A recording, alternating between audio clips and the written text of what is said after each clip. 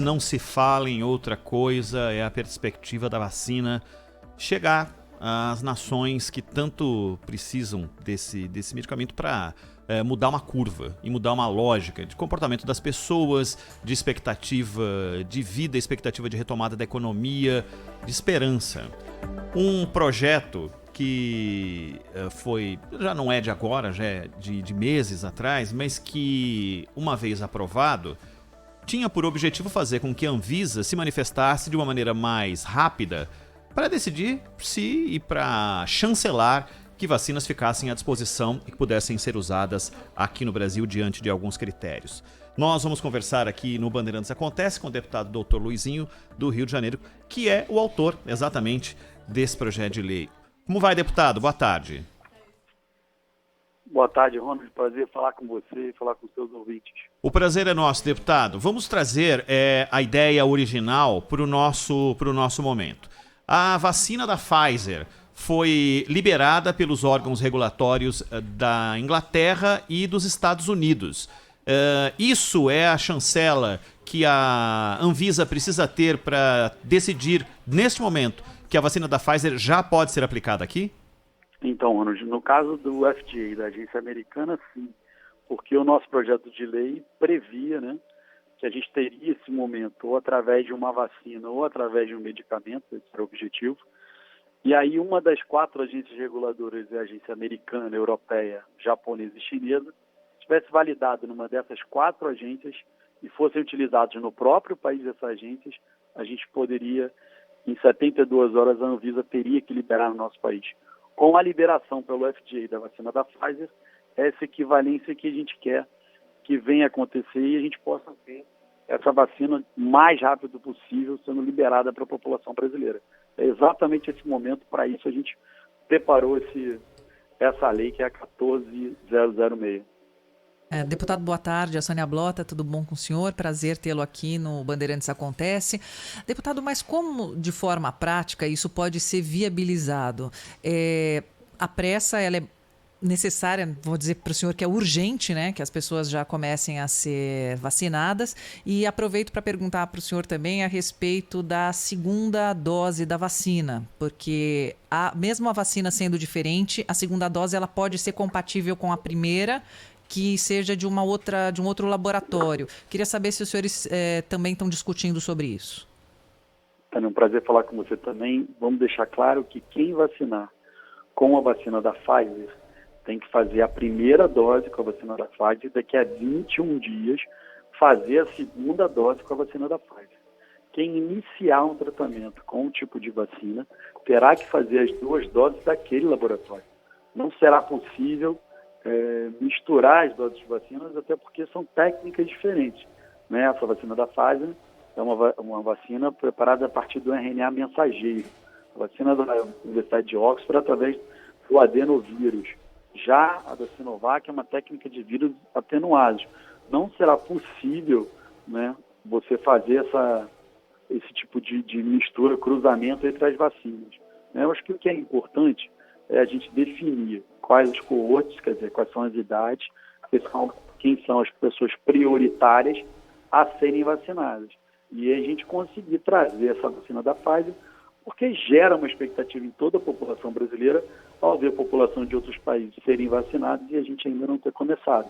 Acho que essa lei nossa vai ajudar muito a gente iniciar e começar a salvar vidas no nosso país. E é interessante o senhor falar isso porque são 3 bilhões e 300 milhões de doses, né, da vacina da Pfizer e parece que 540 milhões já estão comprometidos. Então a pressa ela se torna assim demais, né? Nós temos, Tânia, o Brasil tem, né, 2 projetos já consolidados. Um através da Fiocruz e da vacina de Oxford, a AstraZeneca, que tem um compromisso de até 200 milhões de doses. E nós temos um outro projeto da Organização Mundial de Saúde, com o COVAX Facility, que inclui 9 modelos de vacina do mundo. A mais famosa delas é a vacina da Moderna, nos Estados Unidos, e que estão inclusos nesse projeto, que garante ao Brasil pelo menos 43 milhões de doses, ou seja, doses para vacinar 10% da nossa população. O importante é escalonar essas doses e definir quem, ao você ter cada tipo de vacina, e a quantidade, quem vai tomar daquela vacina. O que não será possível é você iniciar com uma, passar para outra, né, na mesma pessoa. Precisa fazer isso de maneira ordeira, organizada, apesar de toda a velocidade que a gente precisa, mas o mais importante é ter segurança e eficácia da vacina. Zaidan. Ô, deputado Luizinho, boa tarde. Boa tarde. O projeto fala em 72 horas, é isso? Isso, 72 Por que horas. 72 horas? Qual o critério técnico para esse prazo? Bem, a questão é a seguinte, a partir do momento que você tem entregue a validação da agência internacional, a empresa que tem que entrar com essa documentação, ela vai entrar com todos os seus atestos. Eu vejo, quando eu apresentei esse projeto, que 72 horas é um bom prazo para as informações e dar autorização, já vindo da agência com esse processo. Esse projeto meu, ele é originário de um outro projeto, né, que é meu fora da pandemia, que materiais e medicamentos validados no FDA e na EMA, que são as agências americanas e europeias, se tivesse as duas validações, tivesse a Anvisa 90 dias para liberar. Não sei se vocês sabem, tem às vezes itens, materiais, medicamentos, insumos que demoram 2 anos para a validação da Anvisa. Os nossos técnicos vão visitar as fábricas nos outros países. Então, se você tem um material e um medicamento que tem notório aprovação de duas agências que têm a qualificação do EMA e do FDA, não tem por que ter uma grande burocracia. No campo da vacina, quando eu fiz o projeto, era para vacina ou para até um medicamento, que a gente sonhava em um medicamento que pudesse curar também a Covid-19, a gente sabia que ia gerar essa comoção, a gente olhar outros países vacinando e a nossa população ansiosa. Por isso que eu acho que ele vai atender bem a esse momento de pandemia. É muito importante dizer que nós vivemos uma pandemia, uma situação atípica, e para situações atípicas, soluções atípicas também. A Espanha e Portugal decidiram que a vacinação é facultativa, né? As vacinas devem estar à disposição da população, mas as pessoas, os adultos, devem decidir se tomam ou não. E um outro aspecto, eu gostaria que o senhor abordasse os dois assuntos, por favor. No Japão, o governo anunciou que a população, toda ela, receberá vacinação, quem quiser, gratuitamente. Será gratuita a vacinação porque o governo vai bancar.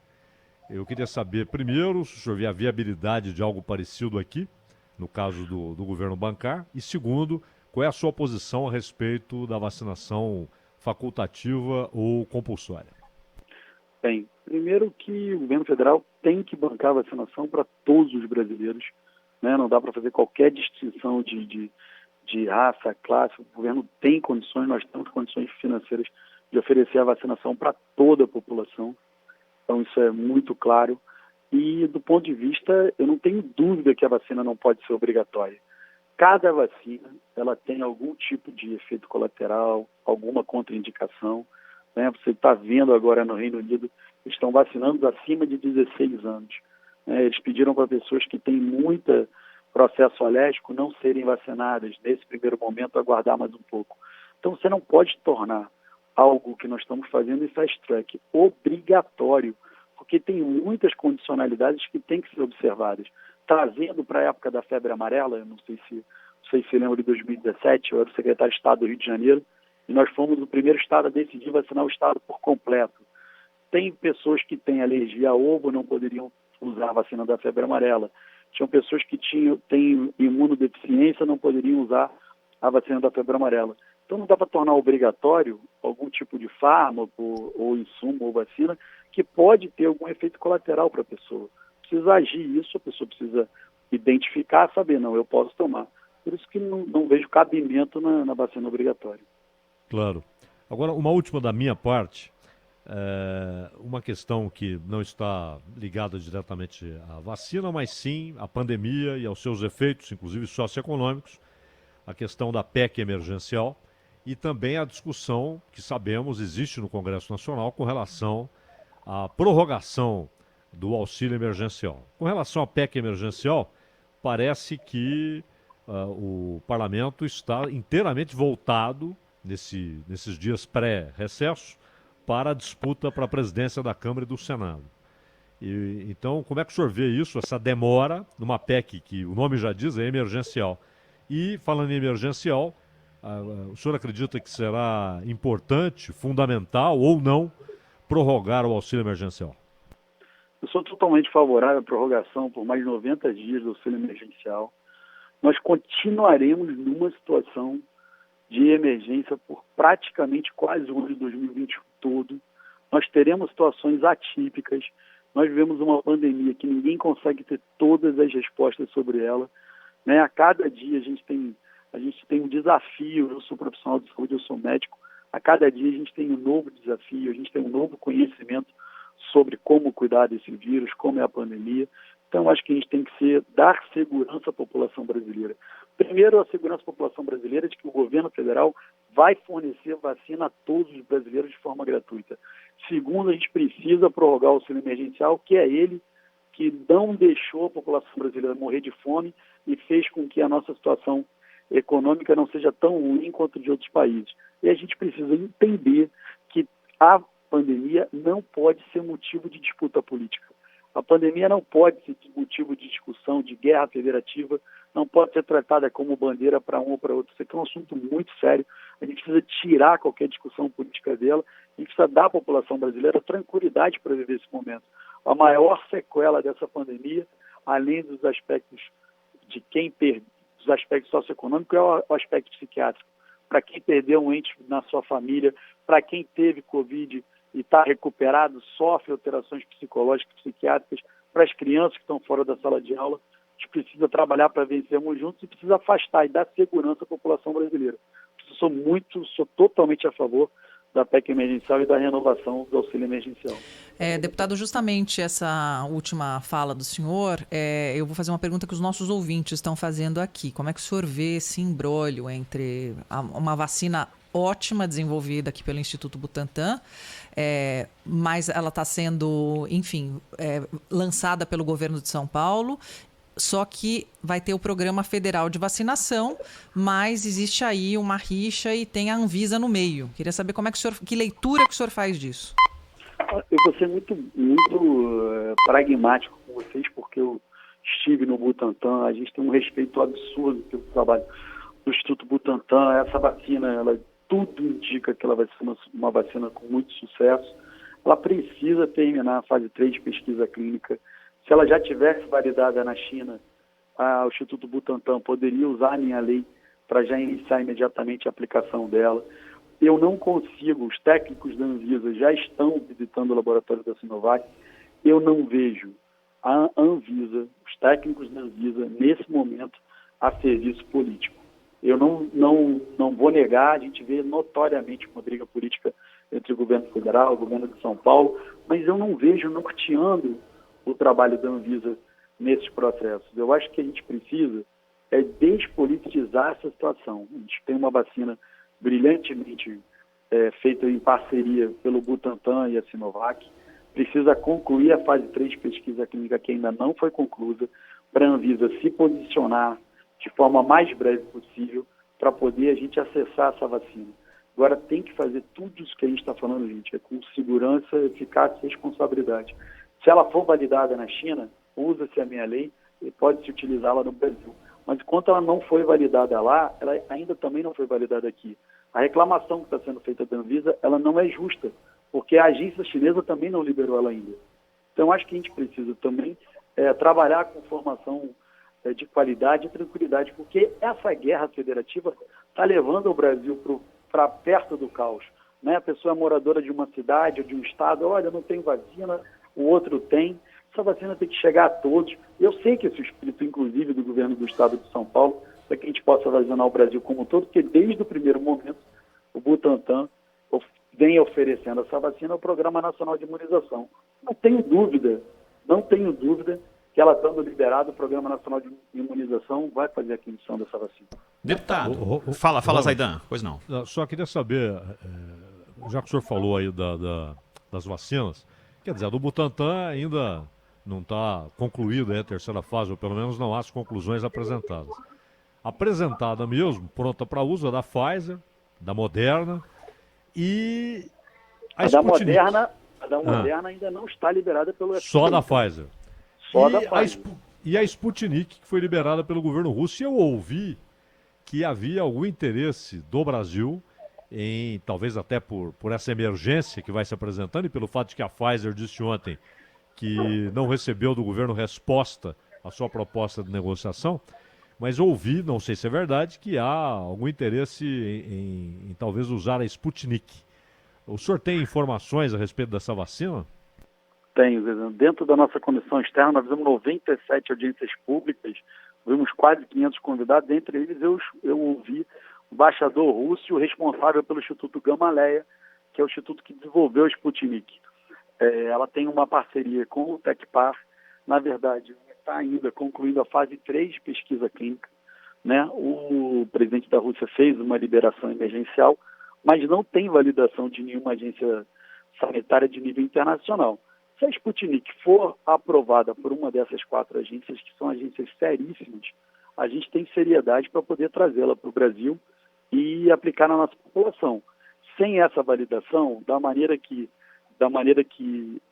é colocada na Rússia, sem ter a finalização e a publicação nas grandes revistas científicas da fase 3 de pesquisa clínica, acho que a gente não pode, nesse momento, disponibilizar essa vacina. Mas se ela tiver disponibilizada, nós também temos que fazer essas aquisições de doses, porque a ansiedade da nossa população compensa, e cada vida que a gente salvar aqui vai compensar. Olha, uma média dessas vacinas, a vacina da Sinovac, a vacina da Pfizer, que são vacinas mais caras, elas vão custar em média as 2 doses $20. Ainda a nossa negociação com a AstraZeneca, as 2 doses saem a $6,34. Mas um dia de internação de CTI custa R$ 1.600. Um dia, uma vacina vai custar $20, o que dá aproximadamente R$ 100. É incomparável, além de que uma vida não tem preço. Então, eu acho que as vacinas ela é uma solução e ela é muito barata por efeito socioeconômico que ela tem para a nossa população. Deputado, para encerrar, o senhor lembra exatamente o dia em que o senhor pensou, vou pensar aqui numa lei que vai fazer com que a Anvisa tenha que ter celeridade? O senhor lembra mais ou menos quando foi? Essa lei minha, se eu não me engano, é do dia 26 de março. De março, pois bem. Mês de março, estamos em dezembro. O senhor esperava mais celeridade do governo, uma vez que veio do Legislativo essa ideia, para quando nós tivéssemos uma vacina, e tudo indicava que a vacina da Pfizer sairia primeiro, que já tivesse um acordo e a gente não tivesse que bater na porta da Pfizer agora e ainda não temos isso efetivamente à disposição para uso, e muita gente acha que a gente já poderia estar com isso bem adiantado e não ficar para o ano que vem? Bem, eu quero dizer para vocês que o governo federal trabalhou com alguns projetos, né? Dentro do COVAX Facility, que tem 9 tipos de vacinas, infelizmente não está a vacina da Pfizer. Eu acho que é óbvio que a gente deveria ter ampliado essa negociação com a Pfizer, mas a condução dessa pandemia, eu acompanho ela, a gente montou nossa comissão externa antes do primeiro caso no Brasil.